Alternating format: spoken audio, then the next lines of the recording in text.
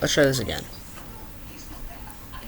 In June 1972, a woman appeared in Cedar Sinai Hospital in Los Angeles, California, in nothing but a blood-covered gown. Now this, in of itself, should not be too surprising, as people often have accidents nearby and come to the nearest hospital for medical attention. But there were two things that caused people who saw her to vomit and flee in terror. That was my problem with the other mic. Sorry about that. I gotta clear my throat. Anyways,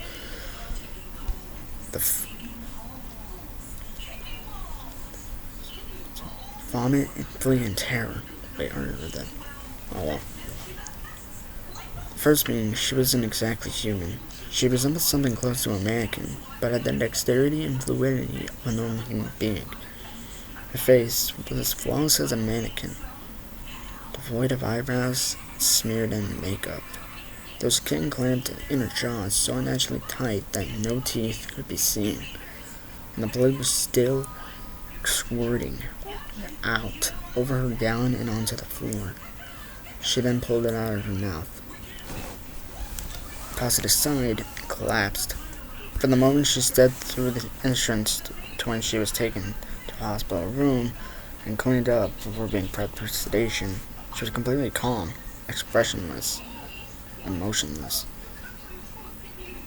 Doctors thought it best to restrain her until the authorities could arrive, and she did not protest. They were unable to get any kind of response from her, and most staff members felt too uncomfortable to look everything at her for more than a few seconds. But the second staff tried to sedate her.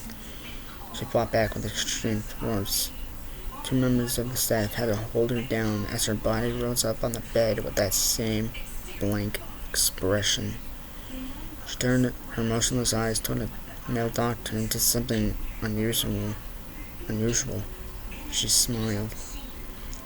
As she did, the female doctor screamed and let go out of shock, and the woman's mouth were not human teeth, but long, sharp spikes, too long for her mouth to fully close without causing any damage.